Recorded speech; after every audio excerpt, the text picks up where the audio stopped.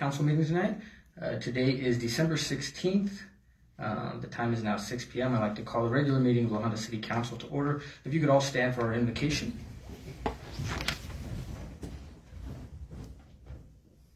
Heavenly Father, as we gather here tonight, we are thankful for the upcoming holiday season, as it brings so many of us together to spread happiness, to share great memories.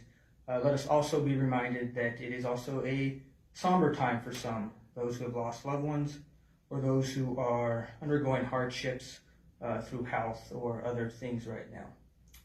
I'd like to especially take a moment to say a special prayer on behalf of the City of La Junta for a family that has been very crucial to La Junta, the Remick family.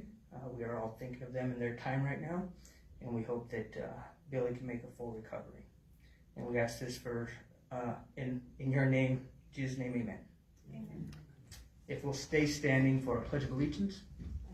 I pledge allegiance to the flag of the United States of America and to the republic for which it stands, one nation, under God, indivisible, with liberty and justice for all. Mrs. Schofield. Ramirez, Present. Velasquez, Present. Stoker, Present. Ayala, Here. Ochoa, Here. Pantoya, Here. Rickoff. I'm here. All right, moving on to minutes of the previous meeting. I'd entertain a motion. I have a motion. Do I have a second? Second. I have a motion and a second. Any discussion? If not, I'll ask for your vote.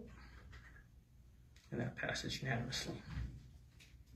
Citizens' participation for non-agenda items only. You have 5 minutes. You get to come up to this microphone, state your name and address, and we will love to hear what you have to say.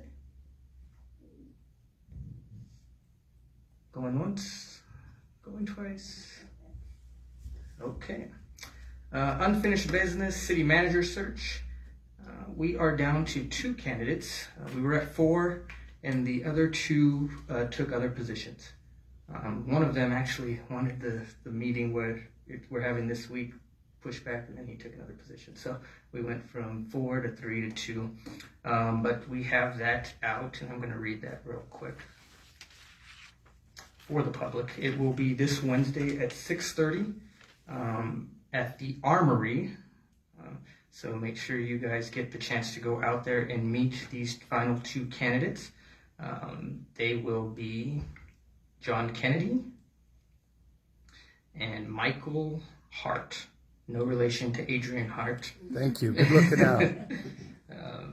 Michael Hart is a dynamic leader with a diverse professional background and achievements demonstrated through the positive transformation of the community he serves.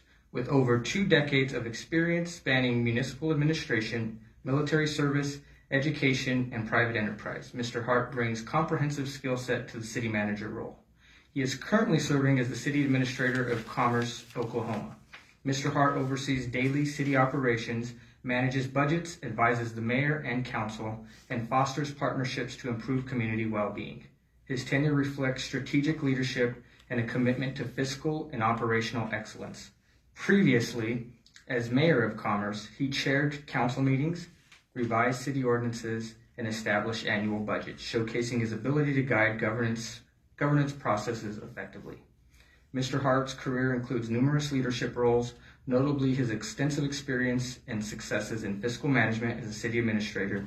In his very diverse personal history, Mr. Hart has served his community as a firefighter, an educator, an entrepreneur, and an extension of his dedication to the community he serves. Mr. Hart's role as a loan officer and promotion to vice president of banking further emphasizes his commitment to responsible fiscal planning. A former airborne infantryman in the U.S. Army, his deployment to Afghanistan and Iraq provided a solid foundation for growth as a leader and a unique understanding of the value of efficient and effective organizational skills. So he will be one candidate. The next candidate, John Kennedy, is a seasoned professional with over a decade of experience in economic development, quality organizational improvements, and local and state governmental operational leadership.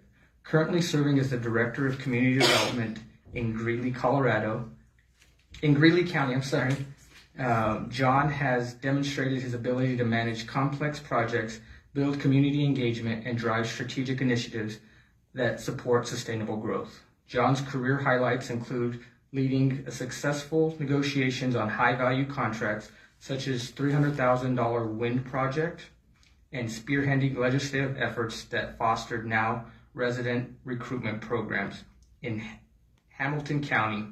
As a licensed nursing home administrator, he achieved remarkable operational efficiencies, including reducing temporary staffing costs by 40% and introducing inventory methods that saved $40,000 annually.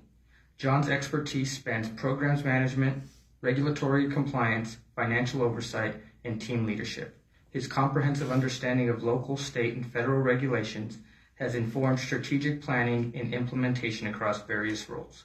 Notable achievements include designing and implementing quality assurance frameworks and operational improvements in healthcare and public administration. John holds a Master of Public Administration from Kaplan University, where he graduated with honors, and a Bachelor of Science in Political Science from the University of Nebraska. His commitment to professional development is evident in his Learn Six Sigma certification and active Kansas adult care executive membership.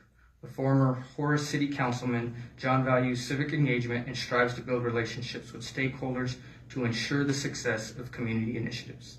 So I will once again encourage you all to come out and meet these candidates at the Armory on Wednesday night. They will have a chance to meet with everybody that shows up, and we'll have a Q&A with them so you guys can all get the chance to talk to them. Council will meet with them Thursday, and then the city staff will meet with them Thursday as well too. So any questions on those two? You guys all got various stuff in your email, I'm guessing? Yeah. Okay. All right, moving on to new business. Appoint council representatives. That's me. Board of Utilities.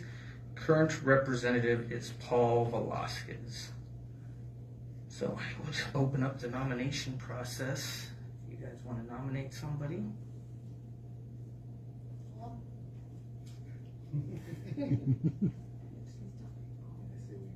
I nominate Paul Velasquez to remain on the utility board. Are there any other nominations? Paul, would you be open to staying on the utility board? Yes. So now we need a motion, correct? Okay. Do I have a motion for Paul? Motion. I have a motion. Do I have a second? Second. I have a motion and a second. Any discussion? If not, I'll ask for your vote. And that passes unanimously, even with Paul voting for it. So that's For a penny and for a pound. Planning Commission, current mayor appointees, Representatives Chandra Ochoa and Tom Seba, who I see sitting back there. Council appointee, Representative Jeremiah Stoker.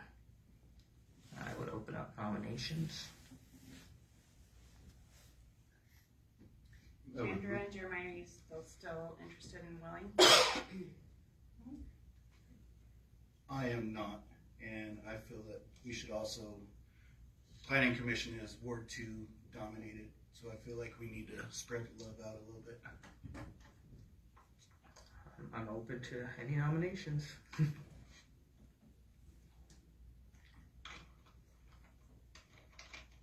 Or volunteers. I'm not volunteering, I'm asking. Are there any other council members that would be interested? I'd be interested. Then I nominate Maureen Rickoff. Okay. Any other nominations? And I also, I guess, in the same motion, move to retain Chandra Ochoa and Mr. Seba. Tom, are you okay with that? Yes, sir. Okay. I just want to double check. So. I know sometimes people don't show up and they get forced into it, but you're here, so I figured I'll check with you. All right, do I have a motion for that? I'll make a motion. Chandra Ochoa, Tom Seba, and Maureen Rickoff. I have a motion. Do I have a second? Second. I have a motion and a second. Any other discussion? If not, I'll ask for your vote. And that passes unanimously. Recreation Advisory Board, current representative Damon Ramirez. Damon, are you still interested in retaining that role? Sure. All right, I will open up nominations. I nominate Damon Ramirez to remain on the Recreation Advisory Board. I second. Any other nominations? Sorry. No nominations, but I have a quick question. When does that board meet? Because I don't know that I've ever seen it on our monthly calendar, or maybe it only meets quarterly. Okay. But I think there's, in the new year, there'll be some changes to that, so. That's one that we were looking at to see if we can get that streamed in here, as Yeah. well as, yes. Yeah, I heartily support Damon, and I also heartily support it being made more accessible, the meetings. So.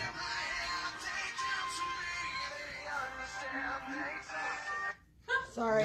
That wasn't you, Betty. Good job, Betty. No, it wasn't you this time, Betty. Good job. Good job. It was a new song. It was different. It's a good one. I hear voices in my head too. Yeah.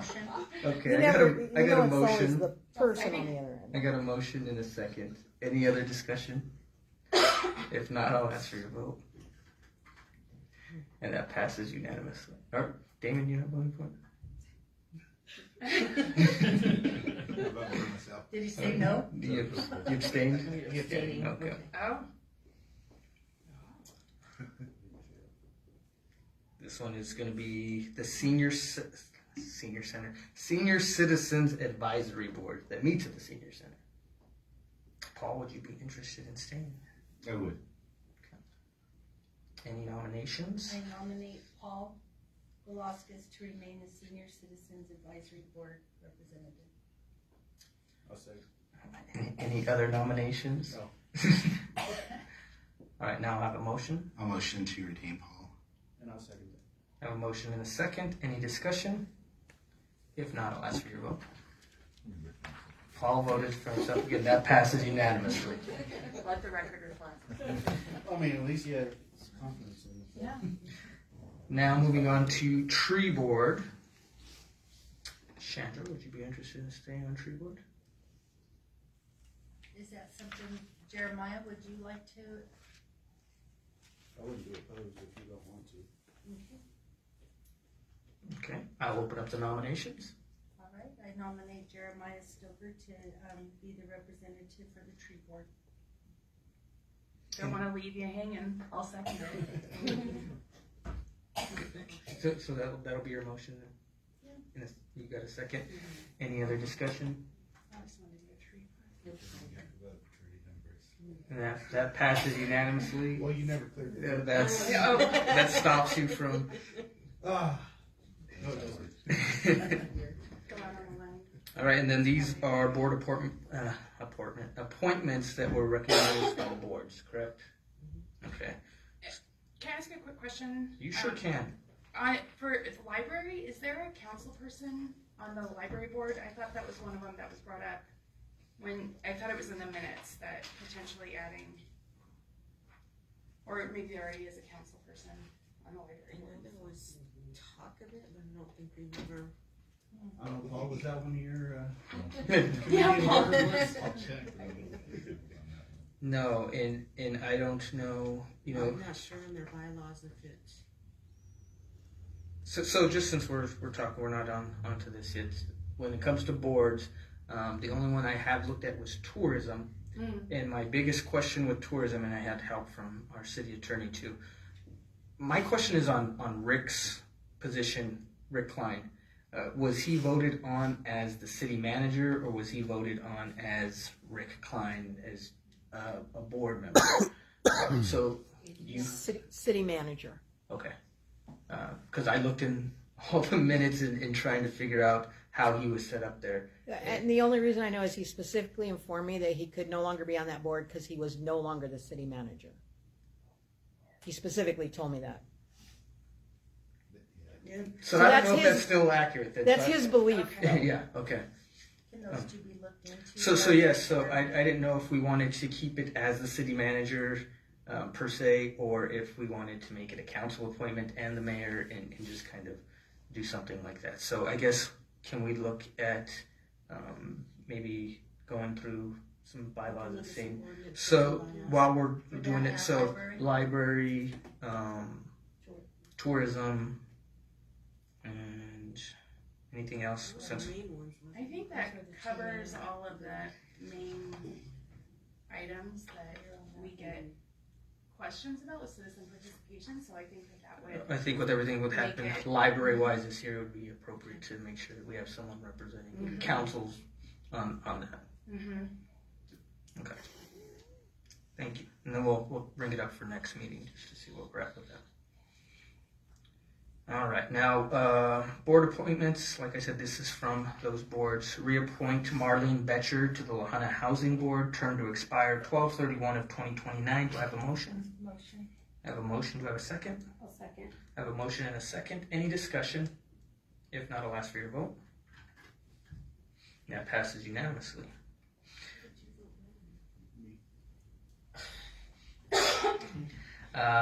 Reappoint Terry Smalling to the Library Advisory Board, term to expire 12/31 of 2027. Do I have a motion? No motion. I'll second. I have a motion and a second. Any discussion? If not, I'll ask for your vote. And that passes unanimously. Reappoint Sue Vance to the Senior Citizen Center Advisory Board, term to expire 12/31 of 2027. I'll get it right, Paul, I promise. I'll make the motion that we reappoint Sue Vance. I have a motion. Do I have a second? I'll second. I have a motion and a second. Any discussion? If not, I'll ask for your vote. And that passes unanimously. Reappoint Karen Prather to the Senior Citizen Center Advisory Board, term to expire 12/31, 2027. You got it, and I'll also make the motion that we reappoint Karen Prather to the Senior Center Advisory Board. Second. A motion and a second. Any discussion? If not, I'll ask for your vote. That passes unanimously. Reappoint Rick Wallner to the Tourism Advisory, and that passes unanimously. Reappoint Tracy Salzbrenner to the Tourism Advisory Board, term to expire 12/31 of 2027. I make a motion to reappoint Tracy Salzbrenner. I have a motion and a second. Any discussion? If not, I'll ask for your vote. And that passes unanimously. I couldn't vote. I didn't vote. All right, we made it through those. Moving on, Mrs. Harris. Next, we have a resolution changing the unclaimed meter deposit for customers of the city of La Junta for the year 2024, providing the repeal for conflicting resolutions. We always have really such exciting titles that I get to read aloud. Were there questions that came up about this? I know that not only could I lend some insight, but I also see that Eliza is here and she would be able to explain some of the history about how we got here. Specifically, I would bring your attention to this being a backward-reaching resolution. You'll see that we are making that decision for the year 2024, which of course is nearly finished. And that's because we were not following a state mandate for how to manage these unclaimed funds. So once we contacted the state and we learned this, and I'm giving I hope an appropriate paraphrase of what Eliza has described to the utility board as well as to me. Once we learned that we needed to change it, we did change it. We can still continue to do what the city of La Junta has done, which is those unclaimed deposits. Imagine if you've paid a deposit in and then you never got it back. That money is sitting somewhere. The state mandates how that money gets to sit somewhere, but eventually we are still allowed to do what we always have done, which is to donate it to associated charities. So the same process is what we'd like to continue. We just have to change it a little bit, and that means we need to change what's written in the ordinance. So we will still be donating it to associated charities to, Ends up getting donated. Well, this year Your range. Eliza was really excited about it because it was quite a lot. Eliza, do you want to speak to that at the, But it was some almost like 8,000? that we missed though. We ended up, because of the new ordinance, it was $6,800 that we donated. We can't donate it for the current year. The biggest thing we're changing to match state law is 5 years instead of 3. Yes. But we went ahead and took the check over because I knew that they were very much in need, and they've had many, many phone calls and they were out of money. And we did that Friday on behalf of the city and everyone. And then they came in today and they were already paying utility bills, so. So it is used to pay utility bills then? Yes, for people in need. I usually arrange for the check to be cut in December because that's when they usually run out of the most amount of money and yet have the most need. But basically all we're doing is making this conform with the state so that we continue doing what we're doing. The other option is to send the money to the state, and then the customer would have to then go about getting their money returned through the Great Payback Colorado. Got it. Great Colorado Payback. What is the ballpark average annually? Usually about $400 a year. We just happen to have a large deposit that was returned to us, or more than the norm, which is why the check amount was greater than it normally is. And I usually do about every other year so that they have enough to help more than just one person.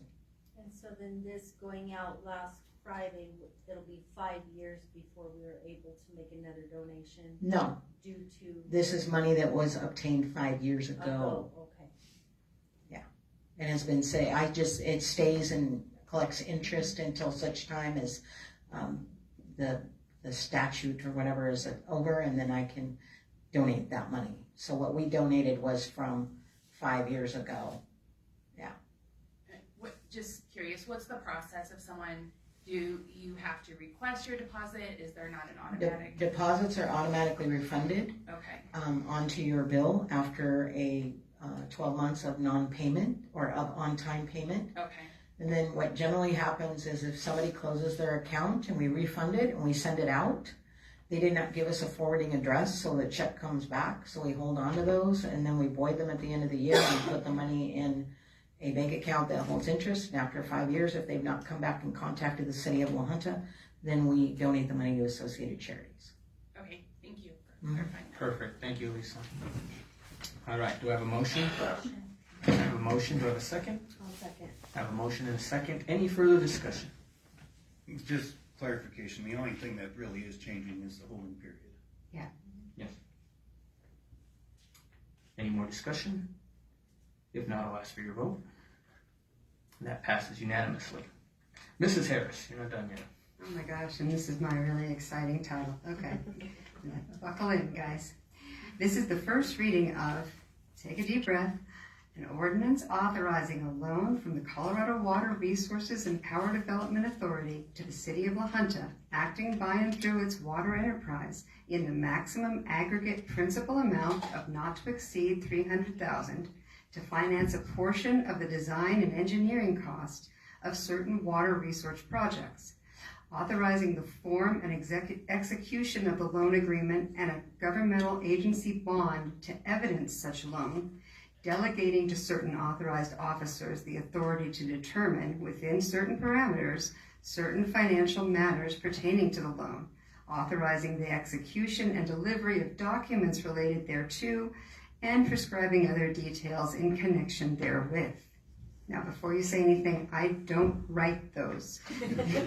Those come from someone else. In fact, what's actually incredibly important to understand about this is a program that's the City of La Junta, namely that Tom Siva has found for the water enterprise.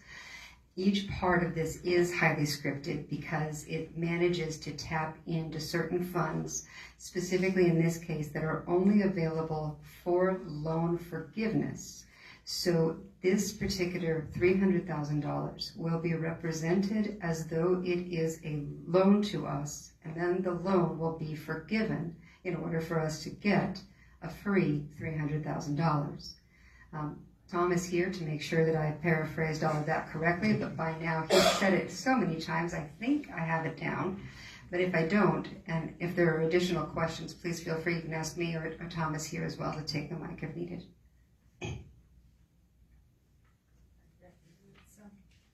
All right, do I have a motion? I motion. I have a motion, do I have a second? I'll second. I have a motion and a second. Any discussion? I have a question. In section 11, the city representative, is it somewhat unusual to list people's proper names and not just their title? Because it does say then, authorized officers may be changed by resolution, but should it be the mayor, the city manager, the director of water and wastewater services, and the finance director instead of proper names? When we attempted to do that, they actually asked us to name them specifically. Okay. So once again, since this is so formulaic, we do exactly as they say, and it sort of bypasses anything I might otherwise think about. Because you're right, that is a wise idea to make sure that it's changeable. But at this point, those parties are named as those who can make the decisions. Okay. And I'm assuming all this will be complete, while these people are still in their positions. Hopefully, we're not losing anybody tomorrow, but Right. so it Yeah. should be a short-term ordinance anyways, correct? It is, yes. Okay. Any other discussion? Specifically, Maureen, I think it's also identifying who literally will sign. Okay. Makes sense. If not, I'll ask for your vote. And that passes unanimously. Thank you, Mrs. Harris. Committee and board reports. I have a couple. Welcome back. Yeah. I'm gonna get a short meeting tonight. We're already over the time. Okay, so I won't feel that. Starting with the utility board, every department is either in winterization, vehicle maintenance, equipment maintenance, grounds maintenance, or playing catch up from the storm. I know the line crew is going out there, still driving in the alley, seeing if there's any tree limbs still hanging in power lines. They're still talking with homeowners and electricians that had to be called for those residences that had power lines ripped from their walls, and they had to hire their own electrician and get inspected. They've been busy with that, working on street lights. Water department, like I said, is in constant winterization and upkeep mode, as well as streets. And we know that there's going to be more potholes coming just because of the nature of the storm and what happens to our streets when we do have a significant storm. Moving on to the Senior Center Advisory Board. Joe kind of got me tripped up. I mess up on it, especially just being reappointed to it. There's going to be some changes coming to the Senior Center in January. Dawn will be moving to HR and grants in June, but starting in January, they're going to start that transition process. Taking her place as center coordinator will be Celeste Cowton. She'll take over in January and become the coordinator in June. So those are things that are coming as a result of I guess we'll say a reorg that's going on in the city. I'd like to give a special shout out to Miss Juanita Hinkhouse, who, if you haven't had the opportunity to go by the Senior Center, she's responsible for the decorations, and they look quite nice. Also, another lady, Deborah Nichols, donated some crocheted items that were really nice to the Senior Center to be given out. The Senior to Senior, which is high school seniors meeting our seniors from the Senior Center and having a conversation, or I guess a one-on-one, but more of a question-answer, has gone over big time. It's been a hit. So that's Miss Micklejohn's class, and there'll be another one scheduled. So the transfer of energy from high school seniors to our senior centers and vice versa, them learning some history, has been a huge success. Today was the last day to call in and reserve your meal for the big dinner on the 19th. The roast beef dinner is $5 a plate. Today was the deadline to call it in. So if you call tomorrow, that's not on me, but if it happens, it happens. And that starts at noon. And I believe that's it. Thank you, Paul. So are you leading the dances next year? Did they decide that, or? We're gonna have the Bears dance.